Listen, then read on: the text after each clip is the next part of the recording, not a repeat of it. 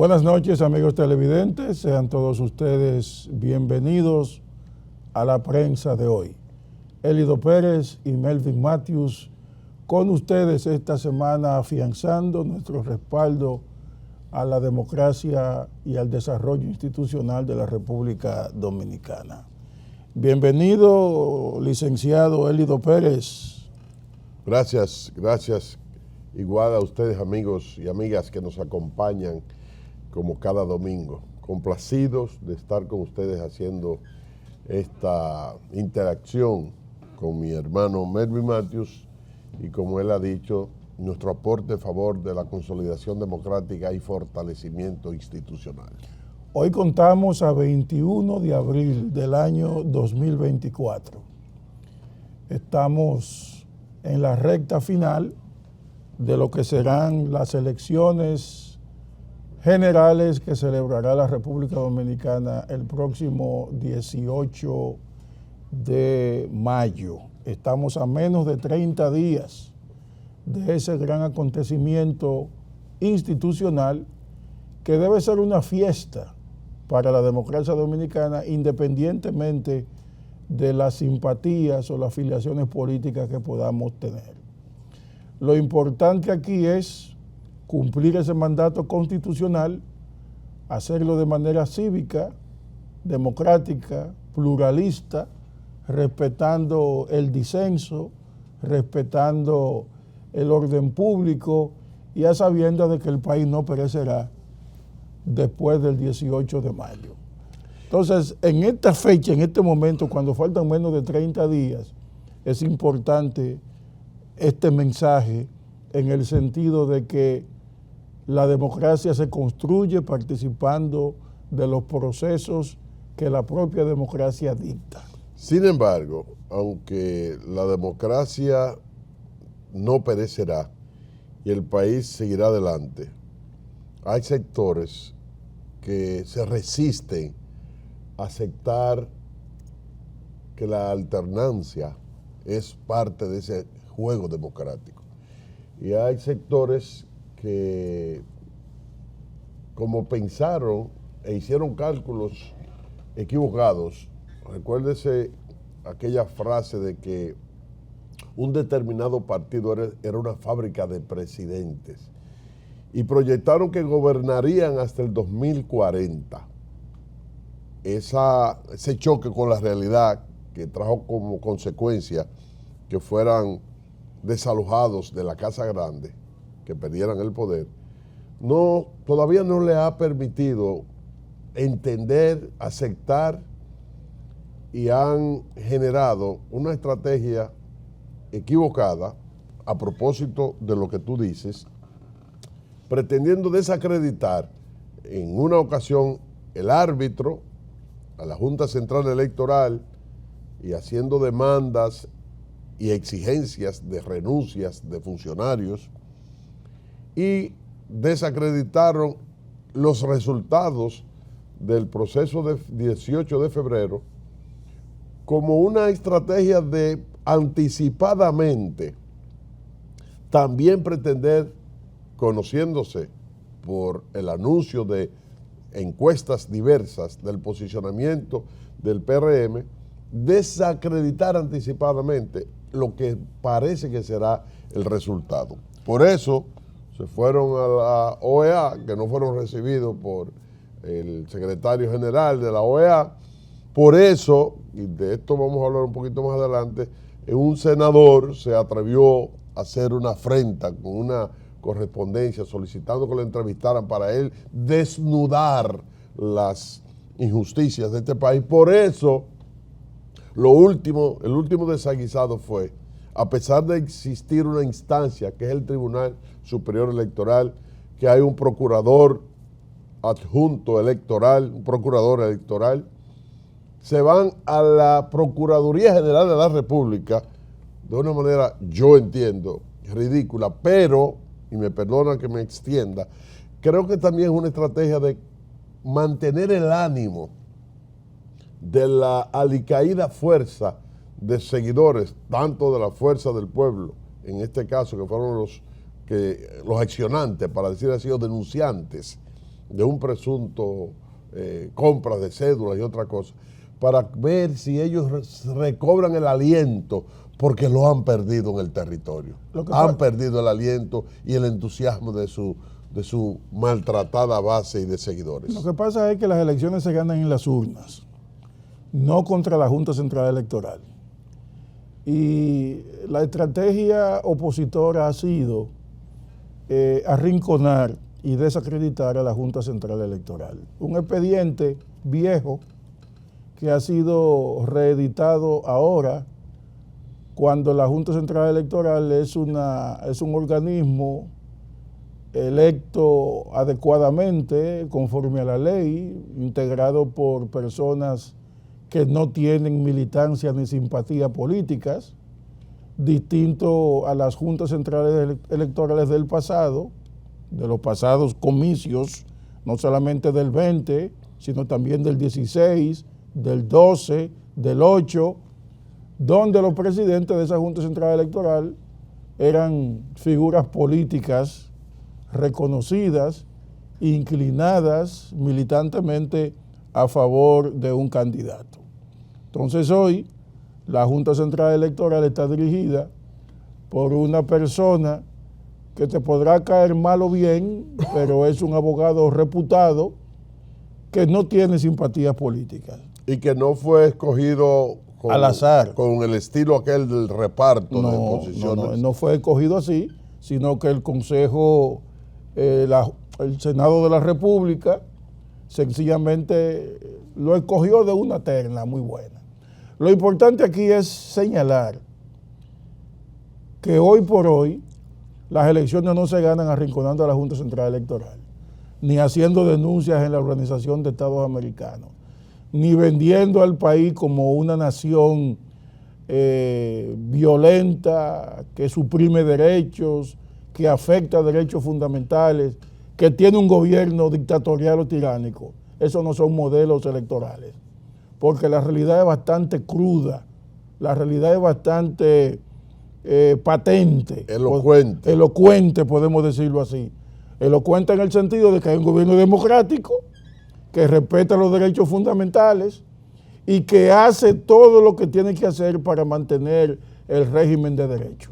Entonces, venir ahora a saltarse la cuerda diciendo que un incidente por allí, un incidente por acá, pueden determinar que el país sea un modelo de dictadura, a mí me parece una exageración. Y creo que también pierde la perspectiva de que la sociedad global se impone, es otra. La realidad del internacional es otra. Antes podría tener interés lo que decía Yupi, France Press y otras agencias noticiosas que eran el reflejo de lo que ellos captaban como información o por interés de grupos proyectar al resto del mundo respecto a una nación. Ahora no.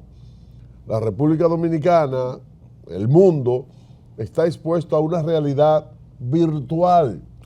Un mundo interconectado. Un mundo interconectado. Globalizado. Y más que usted sabe que el presidente Luis Abinader ha hecho un trabajo extraordinario a nivel continental que lo deja incluido en ese selecto grupo de mandatarios que están más interesados en gobernar su propio territorio y que se han convertido en un referente de defensa de la democracia, de la transparencia, y eso lo sabe el mundo. Entonces, cuando esta gente hace el ridículo pretendiendo denostar al presidente, a su partido de gobierno, a las instituciones, realmente quedan muy mal parados y van anunciando su fracaso electoral que se va a confirmar el próximo 19 de mayo. Todas las encuestas, las serias, las charlatanas, las de la oposición, las del gobierno y las independientes, coinciden en que Luis Abinader retendrá el poder, se reelegirá con un porcentaje ampliamente superior al 50%. Y en el próximo segmento, antes de irnos a la pausa, quiero anunciar que vamos a hablar precisamente de eso, de una posible o quimérica segunda vuelta electoral. Volvemos.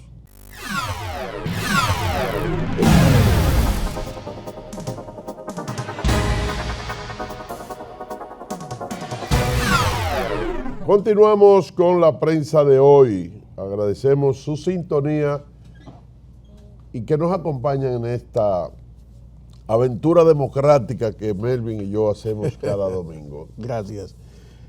Segunda vuelta. Obstinación, deseo y anhelo de la oposición. Dice Leonel Fernández que su objetivo está en la segunda vuelta.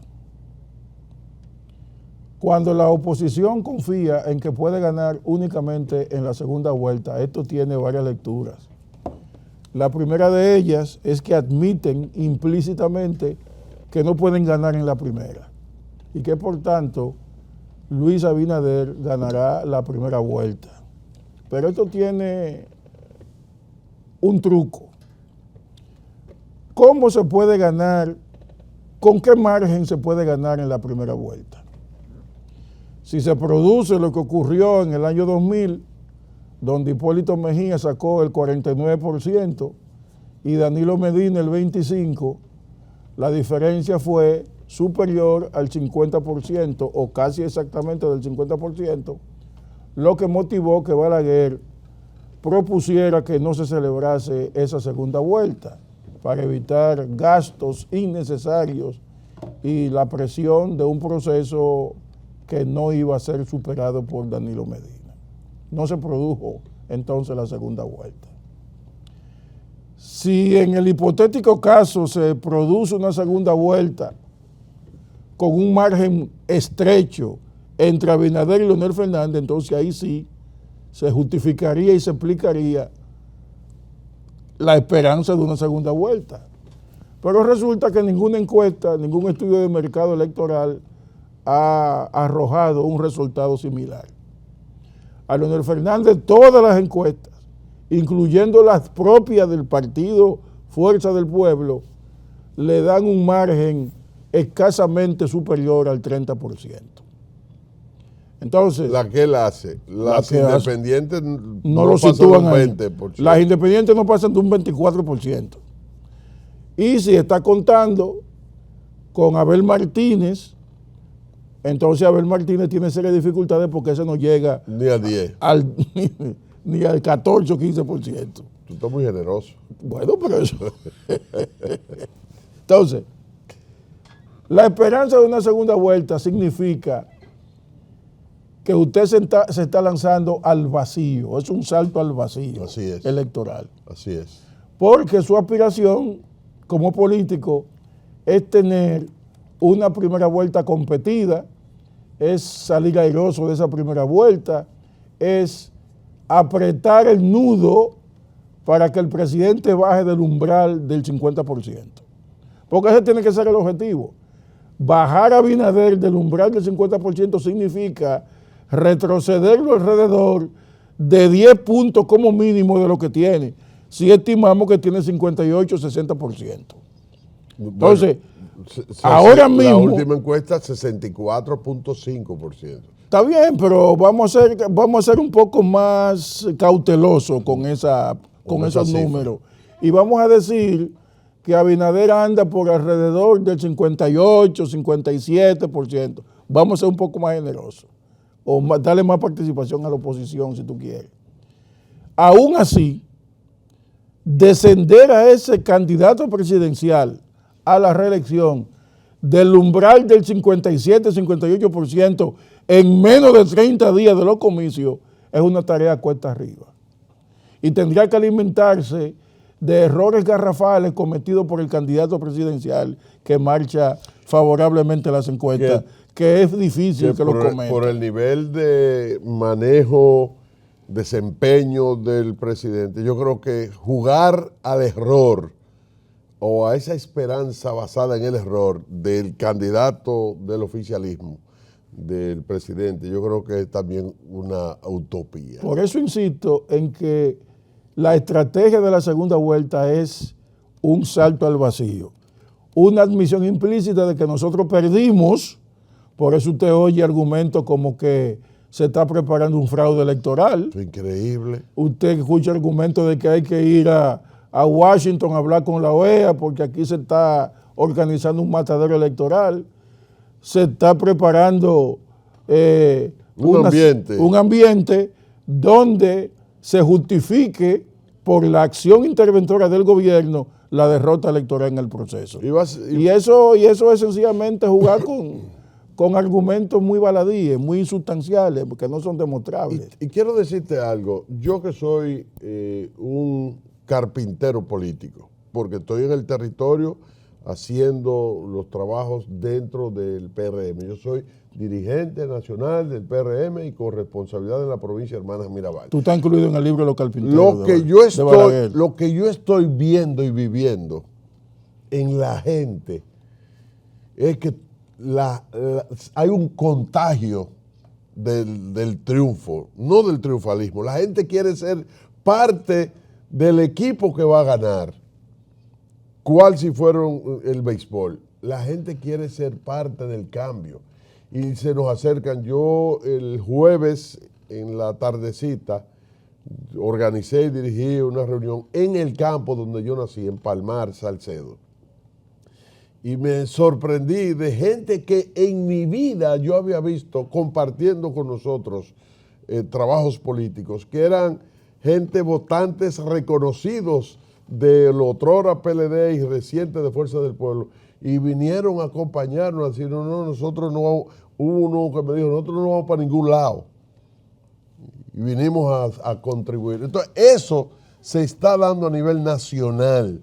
Hay una bola de nieve que va creciendo. Por eso, yo me estoy inscribiendo ya dentro de lo que creen que el presidente va a ganar las elecciones con un 70%. No, no tanto. Mira lo que se está dando. No porque tanto. además, el desaliento que hay, un desaliento en la fila del PLD y de la fuerza, es que eso que pasó en febrero fue terrible. Con esa afirmación tú puedes estar estimulando la abstención electoral.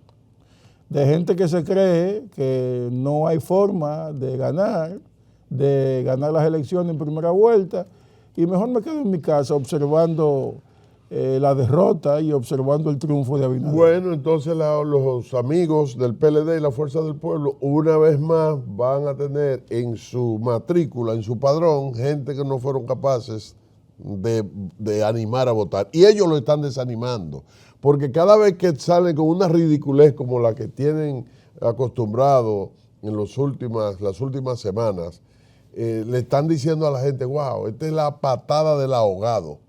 Y eso genera también falta de ánimo, de entusiasmo y estímulo a ese votante que ellos creen que pueden contar con él. Es importante seguir las manifestaciones, las marchas y las caravanas y los eventos públicos que realizarán todos los partidos.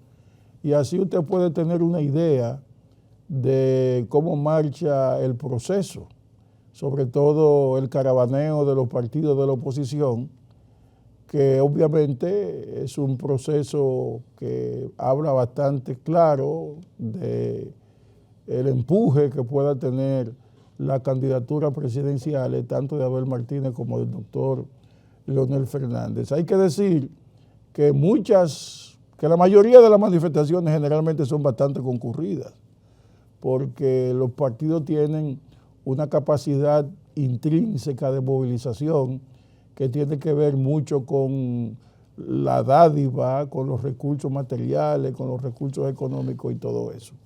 A propósito, quiero señalar que ha muerto en un mal momento para Leonel Fernández. El jueves. Falleció el jueves el doctor Franklin Almeida Rancière, un conocidísimo abogado, historiador, un intelectual muy sólido, que fue rector de la Universidad Autónoma de Santo Domingo, un político primero bochista y después leonelista. Sí. Para Leonel Fernández significa una pérdida profunda, la de Franklin Almeida Rancière. Así es. Porque Franklin Almeida era uno de los pensadores de Leonel Fernández. una figura clave en la formación de la Fuerza del Pueblo, una figura clave en la decisión de Leonel Fernández salir y renunciar del Partido de la Liberación Dominicana, una figura clave en el ejercicio del poder durante la gestión de Leonel Fernández, puesto que fue secretario de la Presidencia y secretario de Interior y Policía. Entonces, a mí me da la impresión de que es una pérdida muy sensible para Leonel Fernández. Las ideas de Franklin Almeida Rancière serían clave para Leonel Fernández en este proceso de cara a las elecciones del próximo año, del próximo mes. Murió de un infarto. Él estaba un poco enfermo en los últimos tiempos y lo que se sabe es que murió de un infarto el pasado jueves. Y no deja de ser una pérdida para la democracia. Y para el país en general. O sea, un profesional, un dirigente político que dedicó toda su vida a hacer su planteamiento desde su óptica, claro, sobre el cual sería el derrotero que merecía el país. Y entonces tenemos que, por supuesto, como medio, como programa, lamentar el fallecimiento el jueves de el doctor Franklin Almeida Rancière. Vamos a la siguiente pausa.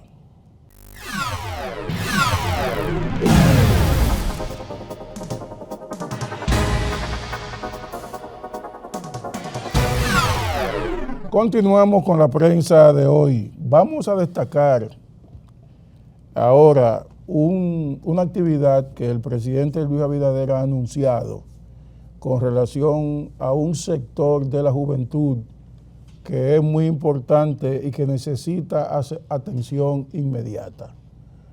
Hay una abreviatura por ahí que se llama NINI, los jóvenes que ni estudian ni trabajan. Son los jóvenes que han perdido oportunidades tanto en el ámbito educativo como en el ámbito laboral. Y están ahí flotando en el medio de la sociedad sin saber qué hacer. No hay un número específico de la cantidad de jóvenes que están en esa situación, pero son miles. Y el presidente Luis Abinader ha anunciado desde el Palacio Nacional una serie de ejecutorias tendentes a rescatar a esos jóvenes, a esos NINI, a esos jóvenes que ni estudian ni trabajan y que usted lo ve deambulando por el medio de la calle tratando de hacer algo y no hacen absolutamente nada. Son gentes jóvenes que pueden ser en algún momento pasto de los vicios, de las drogas y de la actividad delictiva, y es imprescindible que el gobierno acuda en rescate de esos jóvenes y lo incorpore ya sea a los estudios o al trabajo productivo. Vamos a ver lo que dijo el presidente Luis Abinader en ese sentido. En el día de hoy, amigos y amigas, el tema es las acciones que hemos hecho por diferentes instituciones en relación con políticas públicas a favor de la juventud. La oportunidad 1424. ¿En qué consiste este proyecto?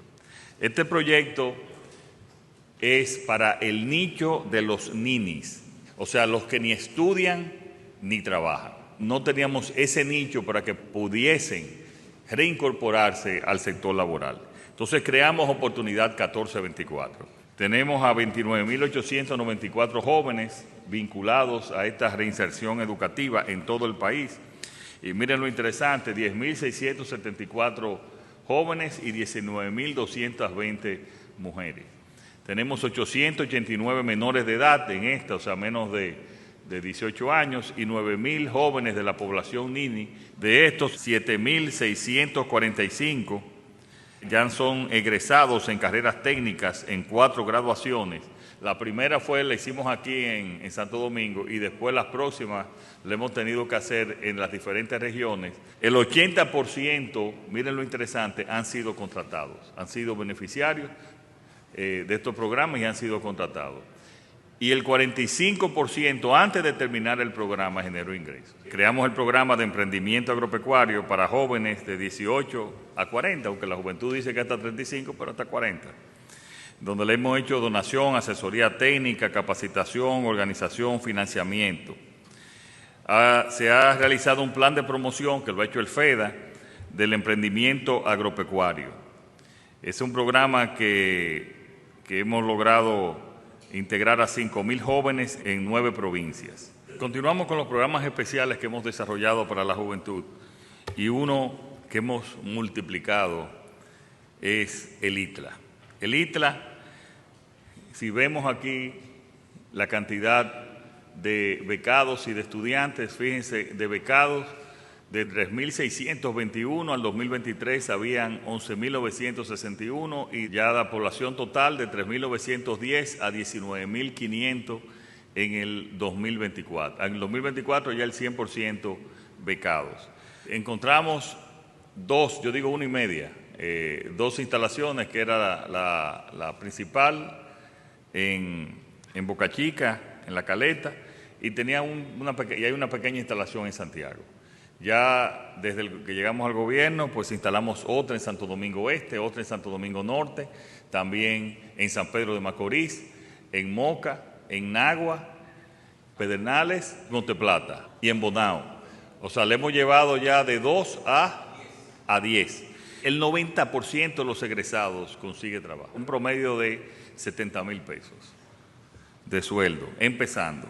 Pasamos a Infotep, que aunque Infotep no solo para la juventud, pero sí hay una gran parte de sus estudiantes que son jóvenes. Desde la fecha, Infotep hemos tenido 1.774.384 egresados desde el 2021 hasta diciembre del 2023, y recuérdense que por la pandemia, pues los primeros años pues fue bastante limitado.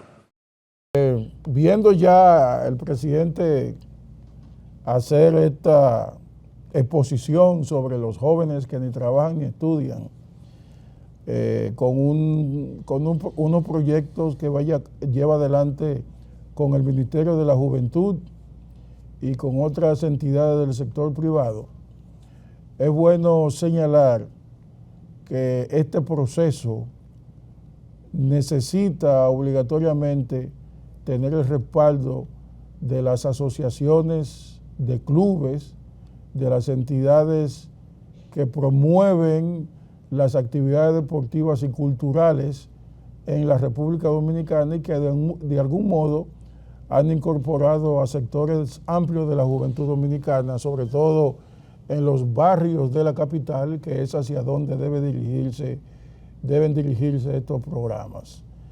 Por cierto, son programas que tienen de alguna manera que darle a los jóvenes las oportunidades de trabajo y la forma de incorporarlo a los estudios de oficios que la juventud debe aprender, que tienen que ver con la tecnología, con la informática y con toda esa novedad tecnológica que estamos respirando actualmente. Parecería que después de proyectarse un triunfo arrollador en primera vuelta del presidente Luis Abinader y del PRM, debe ir desde ahora preparándose una gran plataforma de proyectos que vayan a dar al pueblo realmente, que sea el que exprese la ganancia de causa en un proceso electoral. Que las transformaciones pendientes, las reformas pendientes se produzcan, porque cuando el pueblo le da la oportunidad a un partido político de que elegirlo una vez y reelegirlo, hay que tener mucho cuidado, y creo que el PRM desde ahora tiene que ir preparándose para dar respuestas concretas a temas que la oposición ha querido manipular, pretendiendo que el presidente en 3, 4 años haya resuelto cosas que ellos no han resuelto y que históricamente se han convertido en un lastre cultural. Pero hay temas relacionados con el microtráfico, el sistema carcelario, la educación, vivienda, en la que tenemos que ir profundizando. Incluye ahí también la reforma fiscal. Por supuesto, y a lo que tú te referías, a más oportunidades para la juventud, como un mecanismo de ir doblándole el brazo a la delincuencia, de ir dando mayores esperanzas y seguridad a la población. Y creo que ese es el gran reto del próximo gobierno del presidente Luis Abinader, que tendrá que gobernar de cara al anuncio de la oposición, que parece que se va a declarar en rebeldía, apoyado en la sociedad civil, y que esa mayoría que va a tener en la Cámara de Diputados, en el Senado, sea bien dirigida y que no surjan esos caciques endemoniados que a veces dividen los partidos, a los fines de que podamos dar respuestas concretas y contundentes a esa ansia que tiene el pueblo, que merece el pueblo dominicano, de mayor prosperidad, que la democracia se fortalezca y que podamos entre todos crear las condiciones para que retos tan próximos geográficamente y en términos de actualidad como el de Haití, podamos enfrentarlo como nación, todos juntos, todos a una voz, para que podamos tener entonces no solo control de nuestro territorio, la soberanía nacional, sino de todo lo que involucran estos temas en el orden de ese socio comercial tan próximo que tenemos como es Haití. De manera que mi exhortación y mi análisis con esto que tú introduces respecto a los temas de la juventud, yo creo, apuesto que el próximo gobierno será de consolidación de la democracia y que no habrá ningún temor como para que pueda considerarse que es un riesgo el que un partido tenga tanto poder. Tú sabes que el presidente ha creado una tendencia a ser imitado con las acciones que ha emprendido. El presidente Leonel Fernández ha presentado su programa de gobierno, el cual incluye la promesa de ejecutar más de 2.000 obras y proyectos. ¿Y tú sabes cuál es la principal? Tú no te imaginas cuál es la principal obra que él ha presentado, el principal proyecto que ha presentado para que, en caso de que él llegue a la presidencia de la República, la transparencia. De ese y otros temas vamos a hablar al regreso, porque ahora vamos a una pausa comercial. Regresamos.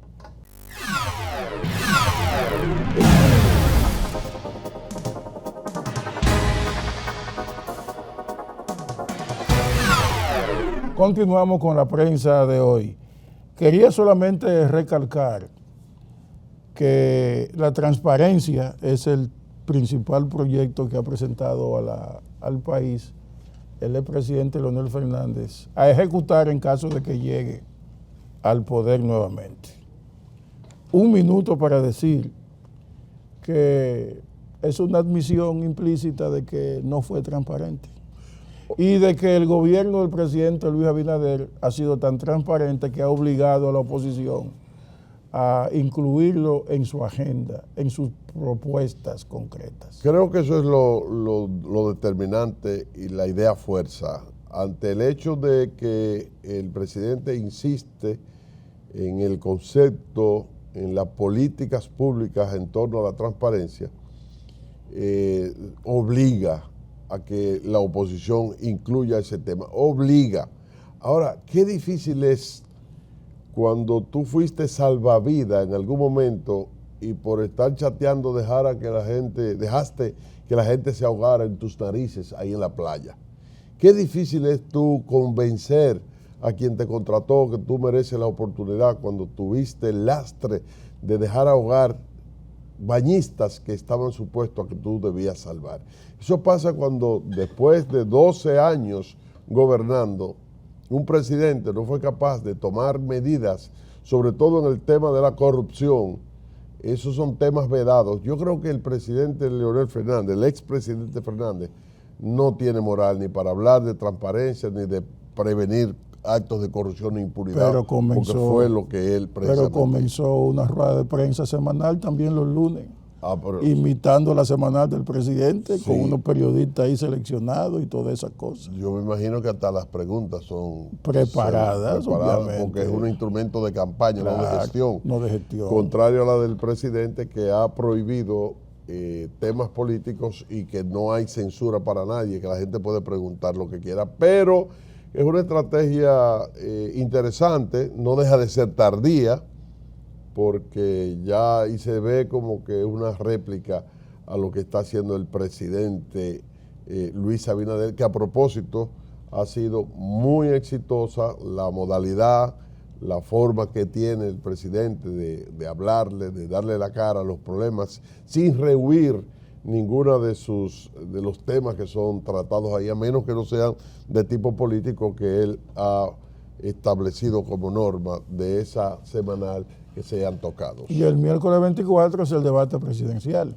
El debate presidencial dentro de 3 días. Será 24 un toque de queda, que no va a cambiar en lo absoluto la percepción. Eso va a ser un poquito de cultura, cultura noticiosa. Tenemos que sentarnos a ver un debate donde los opositores tratarán de arrinconar al presidente Luis Abinader. Por supuesto. Yo me atrevo a decir que hasta podrían hacer su reunioncita para organizar. No. Ellos tendrán su estrategia para tratar de arrinconar al presidente Luis Abinader, decirle 2 o 3 cosas, tratar de sacarlo de casilla, tratar de perturbarlo mentalmente, porque su tema fundamental contra el presidente Abinader será que el presidente Abinader no sabe gobernar.